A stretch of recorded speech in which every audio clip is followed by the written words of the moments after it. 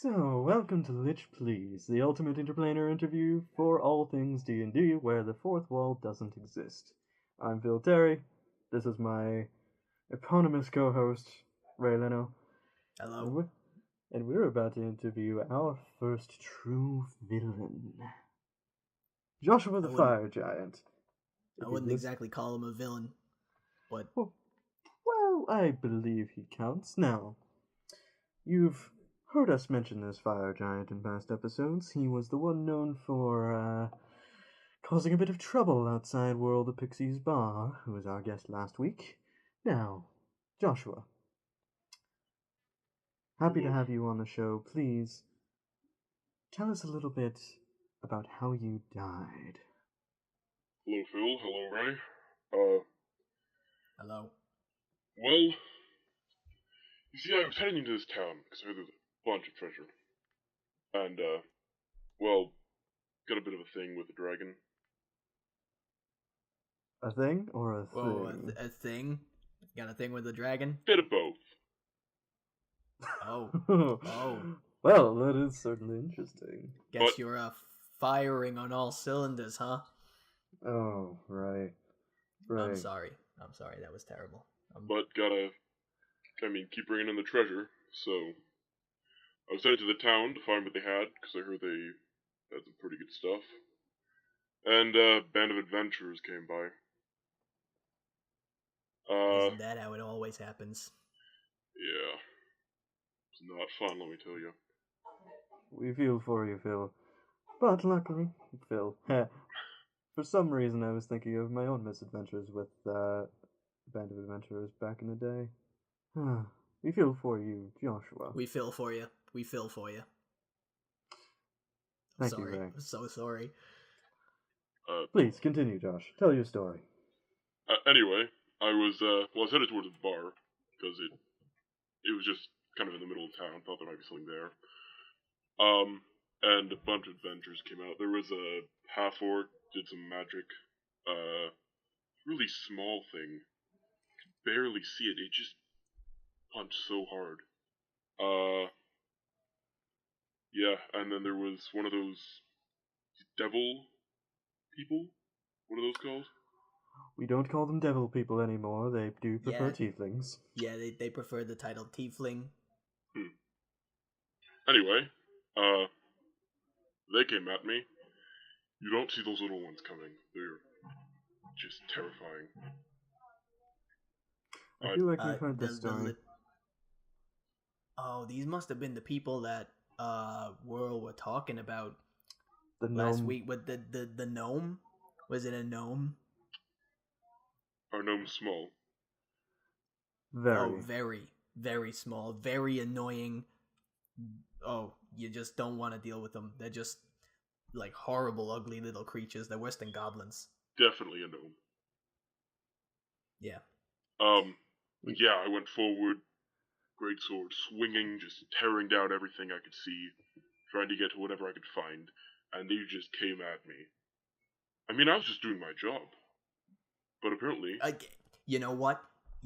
That is a great point. Adventurers are always just murdering people doing their jobs. You know, and they're always meddling, especially the new ones. They almost never have meddling. A reason for doing this. It's just exactly. Threats. A lot of adventurers just want the gold for themselves. Yeah. I'm telling you. They want to save it from you so they can have it all for themselves. Exactly. That, and it's not like most of them are part of guilds at that point or anything. There's no official organization when they're that fresh at the gate, and yet they just decide to interrupt the natural order of things. Dragons collect a horde. Fire giants attack towns. Liches absorb people's souls. It's the way of things. Beholders do a bunch of different things. Beholders disintegrate with hugs. You know what? Exactly. Kenku, sound guy, I'm looking at you. With all of my eyes. All 11 of them. Right. Maybe not all of them. We can't afford to lose another crew member. Okay, I'll give you just there's 6. Okay, you have my other 5. Thank you. Joshua, About the gnome. Was he the one that did you in? Yeah, I just crawled up on my back, kept hitting me. I couldn't reach him. He was just back there, and eventually just did me and cracked my skull open. However, I got him in the end. Fell backwards when I died, crushed the little thing underneath me. Wait, what? You crushed the gnome? Yep. Joshua, I'd pat you on the shoulder, but you're too damn tall, but I am proud of you. As A am note I. to all Actually, of yeah, us. it's actually a surprise that the couch can support your weight, to be honest. It's pretty impressive. I mean, normally that couch is for 3 people, but... one It's giant. quite It comfy. works. That said, about this dragon, what would drive you to work for a dragon?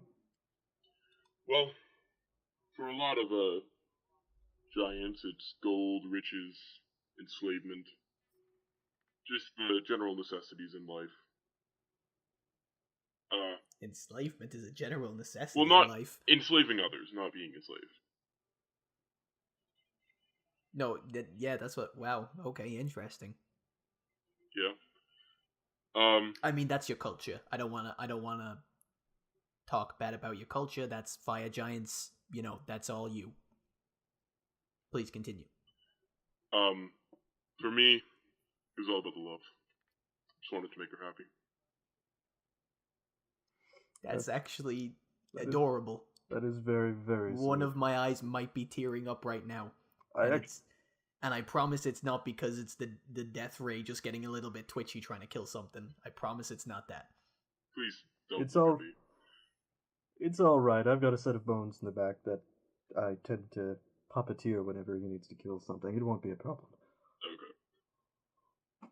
That said, it's quite rare for a creature of your caliber to have such a simple and straightforward way of seeing things. It's quite refreshing, Joshua. I have to say, thank you so very much for sharing such a personal thing with us. Yeah, that is a beautiful story. I just Absolutely magnificent. want to get it out into the world. Not enough people talking about what's wrong. Now, I do have to ask, did you bring it up because you know she's listening? If I say that, does that detract away from the point? A little bit. Possibly. We're going to move on. Now, Joshua, you talked about your work for a dragon. You talked about attacking a town. Did you have any goals beyond this? Beyond declaring your love for the dragon, of course. Well, I mean, long term, An idea? obviously, pillaging, riches, enslavement, the general things. But As giants do. yeah, I mean, I'd love to build my own kingdom, rule over all the small weaklings, but just general like necessities of life. I just want to have a good life. You know what, Ray? I like Joshua. Joshua, This is the most heartbreaking story I think I've ever heard in my life. And I don't have a heart. neither do I, and yet Exactly. Neither do you. mine feels for you. But Joshua, I see It's the only reason your rib cage is moving is because it's a little bit chilly in here and your bones are just shaking. I think, Phil, that's just the only reason that's happening right now. there is a bit of a breeze, yes. Yeah, I don't think it's the. But that said, Joshua, I see ambition in you. And we're in the need for a new security man here at the Yawning Portal. We've been getting a bit more well known lately through these different episodes of our talk show, and we've had a few people come along that weren't necessarily the most savory types. Would you like a job? Oh yeah, are you talking about? You talking about the Paladin? Yes, the one. Oh. The one I had to banish last time to her humbling. Yeah, Oh. she was. Yeah, after we finished up that last. Yeah. Oh. That was. Yeah, you don't wanna. Anyways, Yeah, that's a bit. that might be a story. Need for security another for time. that. Yeah. Joshua, you're a fire giant. Not only that, you're a fire giant with ambition and a bit of heart as well. How would you like to come work for us as our head of security? I mean, any chance to call the weak from the strong? I completely understand. I must say I enjoy your fire. Thank you for coming in today, Joshua. That was terrible. That was terrible. Normally a pun's a good, Phil. Well, it's been an off week ever since we dealt with. That was a bit smoldery. All my puns taste like ashes in my mouth. That said, it's been a bit of an off week as well, ever since dealing with you-know-who, so I think I can be forgiven at least one bad pun. Joshua, we're going to go, once we're finished recording, we'll write up your contract. We'll make sure you're compensated appropriately, and, well, happy to have you join the team. Thank you for coming. Oh, actually, there is one thing, Josh. Can I call you Josh? Go ahead. You kind of work for me now.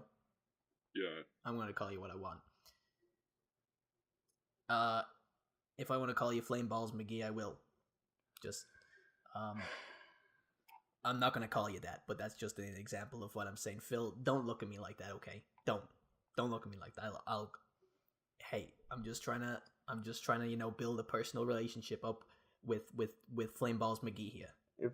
I told you I wasn't going to call you that, but I lied. I lie a lot. I'm a beholder. If I rolled my eyes any harder, Larry and Jerry would get dizzy. Oh, okay. Well, Josh, do you have any closing things you want to say? Any word, anything you want to, any shout outs you want to give to any people? Well, I may have a lesson for the children. Remember to smash your skulls and destroy every building you see. What a message for the children.